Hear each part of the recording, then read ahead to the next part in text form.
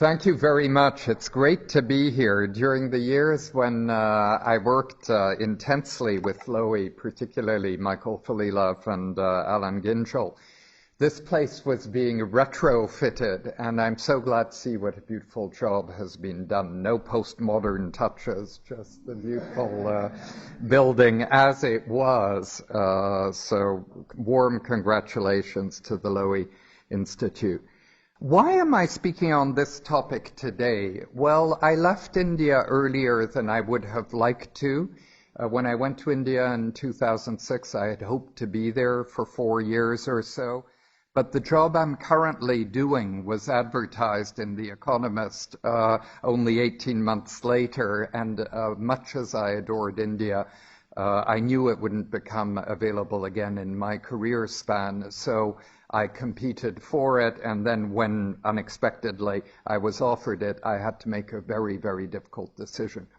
But my consolation prize to myself on leaving India was to deepen a project of writing on Indian foreign policy and expand it into perhaps a more ambitious book than I otherwise would have. And that adventure, sadly, is coming to a close for me. I've been working on it very actively 3 years. Now it'll go into the editing project, the editing phase. Coming to my topic, India and China, we tend to think of them as emerging the way we think of Brazil as emerging, and sometimes South Africa. But this is profoundly unhelpful. What India and China are doing is re-emerging. When one looks at economic history, one sees that up until about 1750, both countries had been major contributors to global economic output. It was only in the 2 subsequent centuries that as Europe's growth accelerated, and not coincidentally, the colonial experiences of both India and China intensified, India and China's relative contribution to world growth collapsed. Historically, at any given time, although India and China had moving borders throughout history, the norm seems to have been for China to contribute about 25% of global output and India about 20% of global output. Now that China is on a fast track to reverting to that norm, and India is trying its best to, will re-experience what the historic norm was. But it's a great surprise in the West. It's a tremendous surprise in the West to find that, especially for secondary countries, that we may be, to a large degree, marginalized by the significance of China, India, some other emerging or re-emerging powers in years to come. Hence the frenzy of attention to particularly China, on which Australia has produced so many distinguished sinologists, and all of a sudden, and rather recently, quite a lot of attention to modern India, as opposed to the India of Nehru and so on. By the way, past Indian High Commissioner, Australian High Commissioner to India, who was assigned there twice in the 50s and I believe early 60s, wrote a book about largely Nehruvian India, which is much admired by Indian historians and quoted a great deal by Indian historians. He's probably completely forgotten in this country, but not happily in India. I saw him cited again by one of India's greatest historians the other day. Now, I mentioned that for China and particularly India, the colonial experience wasn't a happy one. And this often comes as a surprise to, say, Canadians and Americans, because all of us were brought up on the British version of the Raj, not the local version of the Raj. And while the Brits did leave behind a number of powerful inputs for independent India, Westminster parliamentary system, the railways, a number of other prized possessions of the Indian nation. The truth is, the Brits left India in catastrophic shape in 1947. The last 10 years of their administration, India suffered two major famines, one in the south, one in Bengal, that took millions of lives that the Brits somehow couldn't bestir themselves to either prevent or mitigate once they'd started, largely because they didn't seem to understand how society was organized in India without them. And it's very much to Nehru's credit that after India became independent, although hunger has always threatened many Indians and continues to, there was never again a great famine, as there had been so frequently under our British friends. So the Raj left a legacy of some resentment in India, although the Indian elite has tried to overcome it, mostly with success. In the pre-independence period, India had some experience of international relations, because you may know that the Brits arranged for India, rather as the Soviets arranged for Ukraine and Byelorussia, to have a so-called independent seat at the League of Nations, and there were Indians involved in tending to that, just as many of the people who wound up running the nuts and bolts of Chinese diplomacy early on had earlier experience with foreign policy in pre-communist China. When one reads what Nehru was thinking and writing in the 30s, and he was very prolific, he, Churchill, and de Gaulle were the great writers amongst statesmen of the 20th century. What he had in mind was Indian leadership of Asia. And at the time, of course, China remained in great distress and confusion.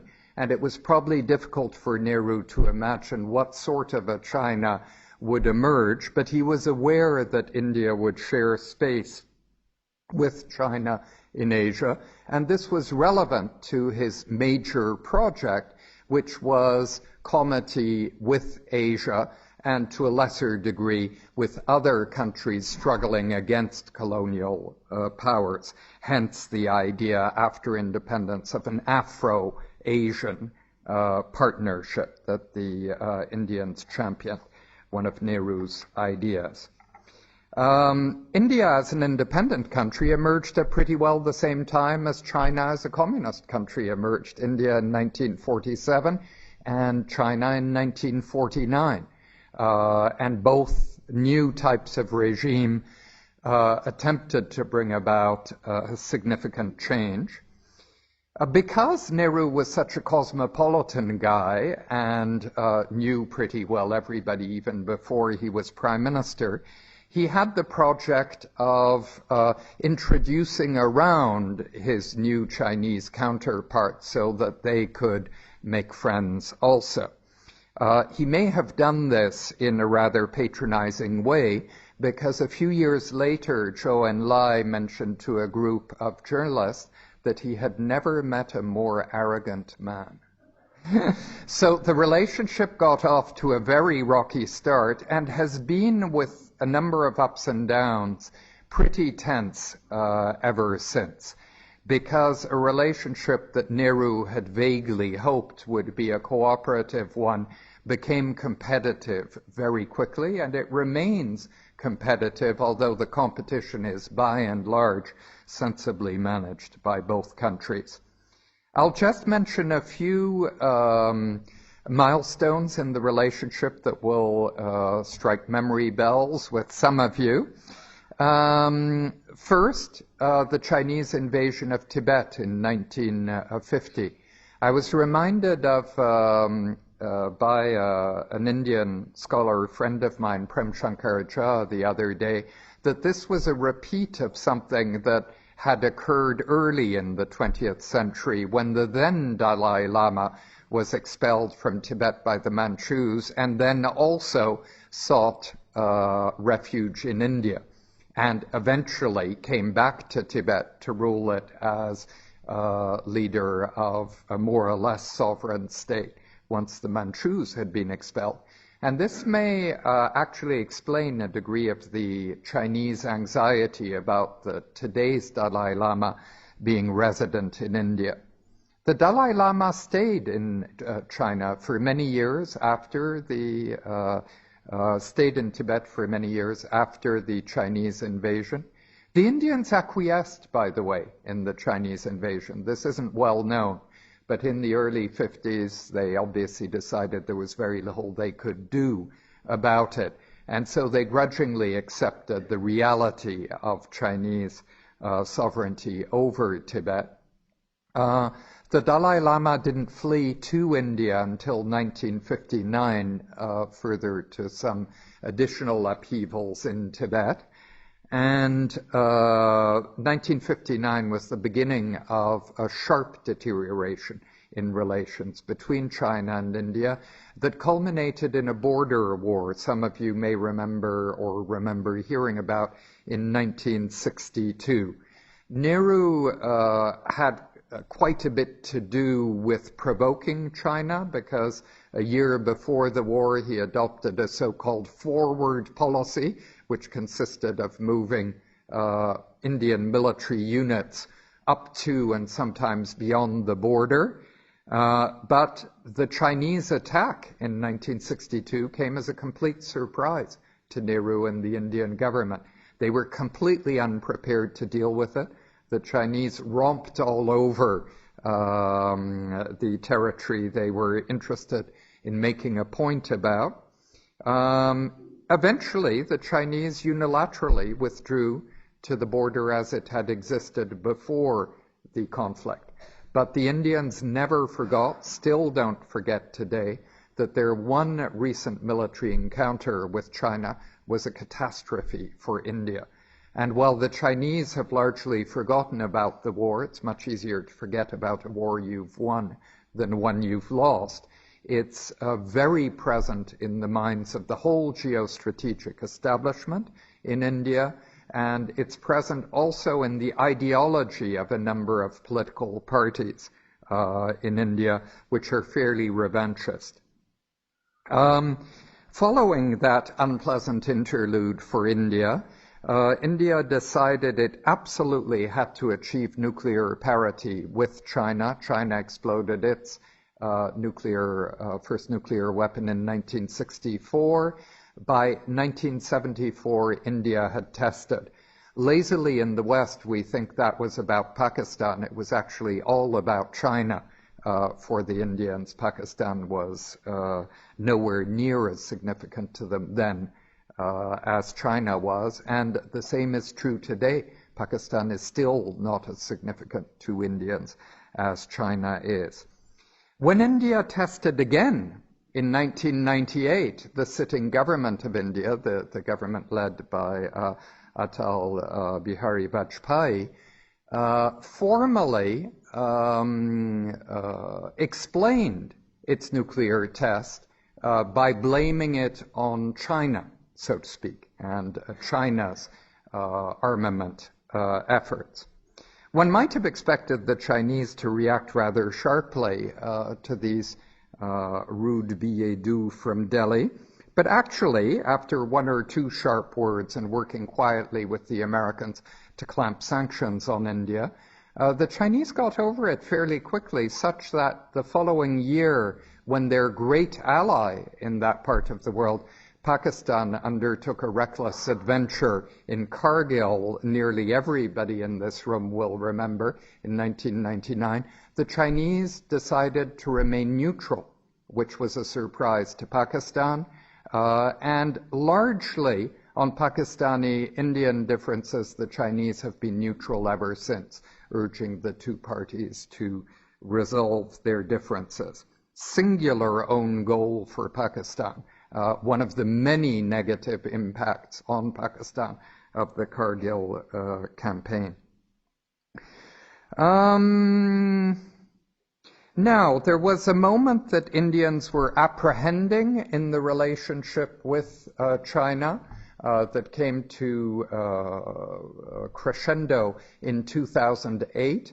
You'll all remember that awoken by the growth of the Indian market, the United States started paying great attention to India as of about the mid-1990s, such that by the end of the 1990s, Strobe Talbot, Deputy Secretary of State, and the Indian Foreign Minister were hard at work trying to see if some sort of framework for a better relationship with the two countries could be agreed. The Clinton administration started too late, as they had on the Middle East also, so nothing happened. But both men wrote a good book about it. Both Strobe and Jaswant wrote interesting books, which I can commend to you.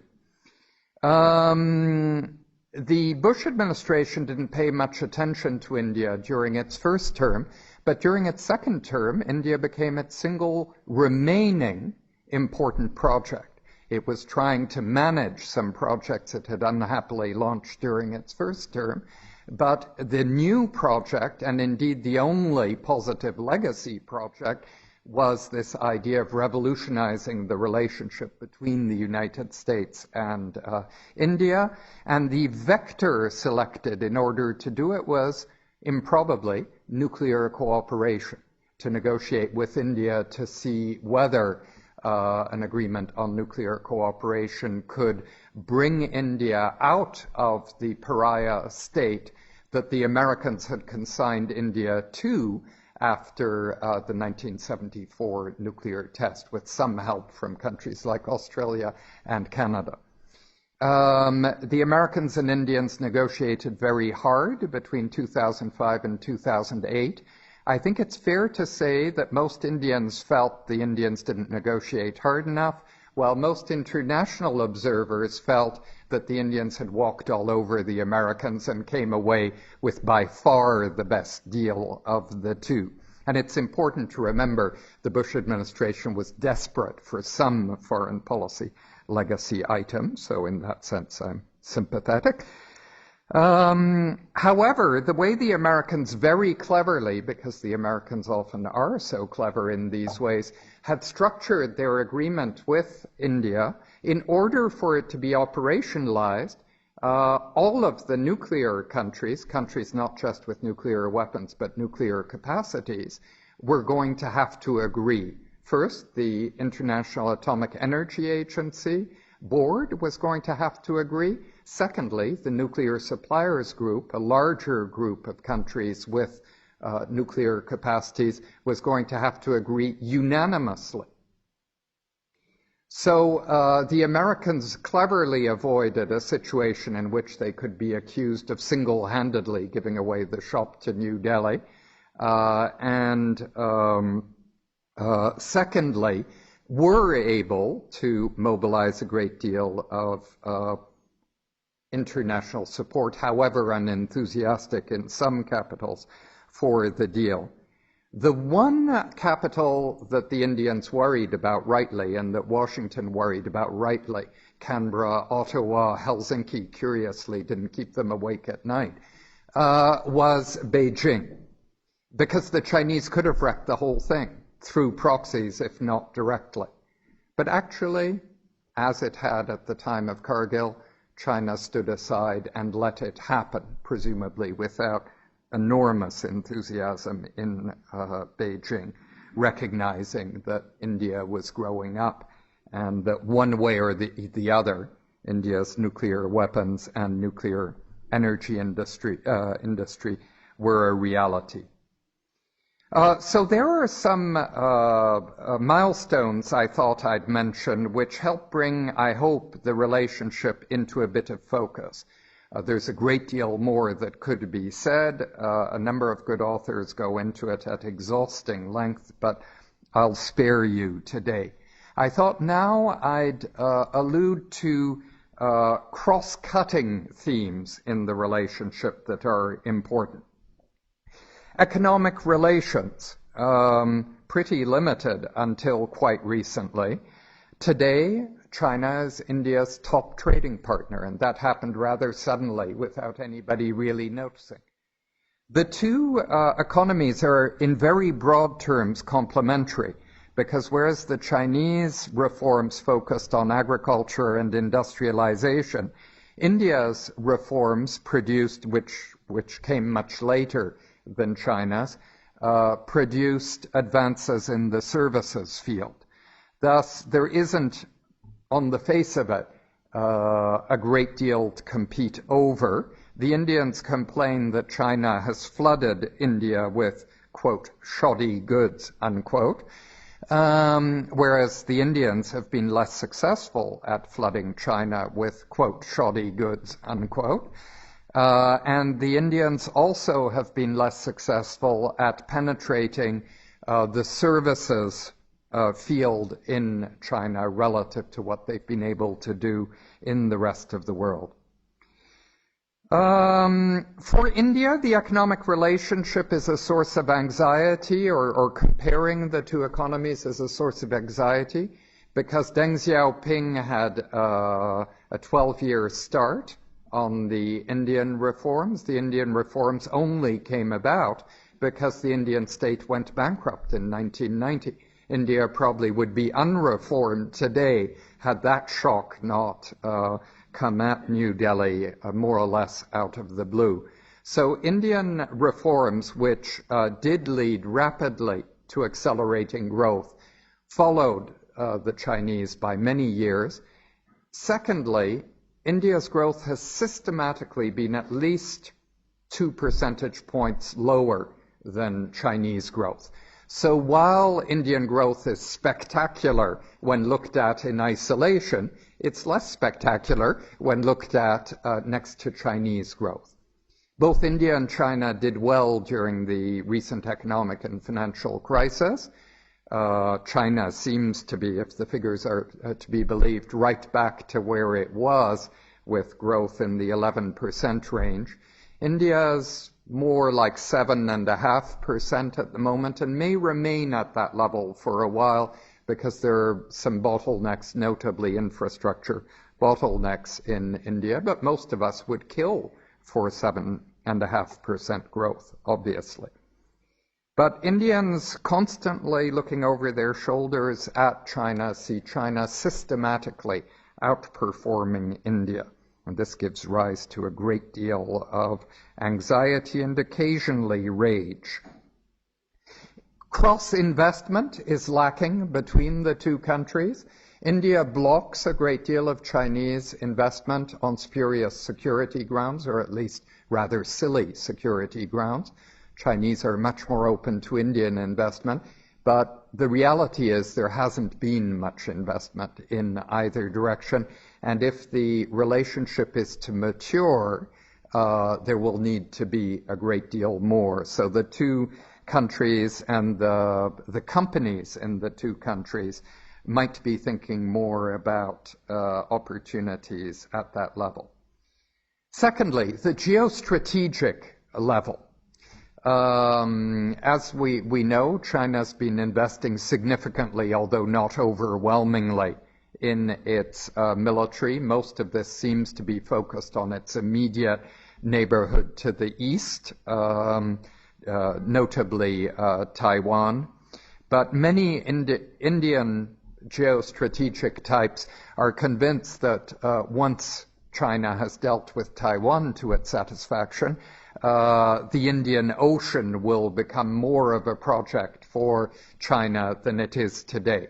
Of course, holding these views within the geostrategic community in India is very good for business because you're trying to scare the government into spending more on the Indian military, which the successive Indian governments have notably failed to do, and that's still the case today. The bilateral strategic relationship, important to remember that Tibet overhangs India. If you look at a map of India, it's striking how enormous Tibet is, and that essentially it spans the whole northern border of India, interrupted by Nepal and Bhutan, the latter on good terms with India, the former increasingly trying to reposition itself as a friend of both. So Tibet is a source of concern for the Indians, and for the Chinese, India to the south of Tibet is a source of tremendous concern, given the religious, civilizational, and other links between India and Tibet historically. So Tibet makes each side very, very uneasy in a different way. India, about 20 years ago, came up with the so-called Look East policy and promptly forgot to do anything about it for about 10 years. It was premised on the idea that India had a great deal in common with these countries that Nehru was so keen on, so perhaps something should be done. There were two angles to it. One was economic. The other was China. How to prevent China from romping all over Southeast Asia and much of the rest of Asia without any competition at all.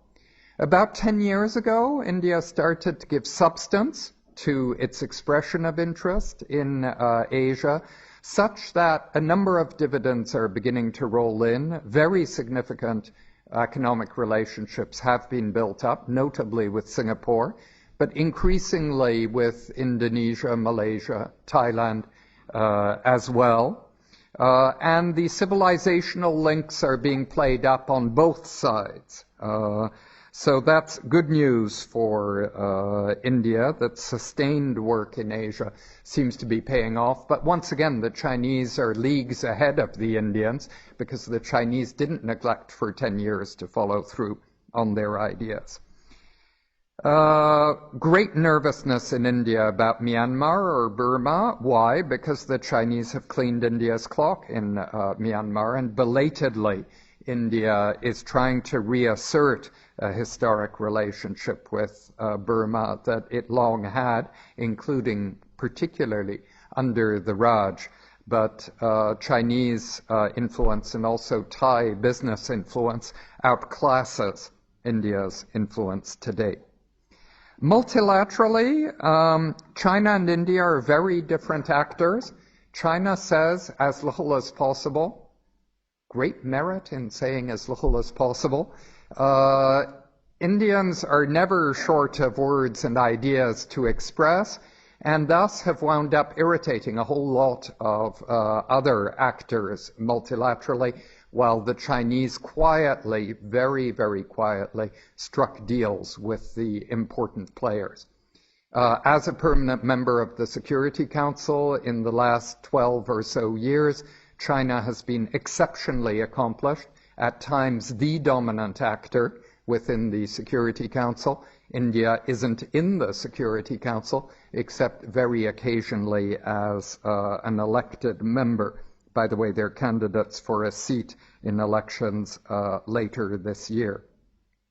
For us in the West, India's sometimes shrill and moralistic diplomacy is particularly irritating because they speak English better than we do, and we expect them to agree with us. And generally they don't agree with us and do so with great eloquence.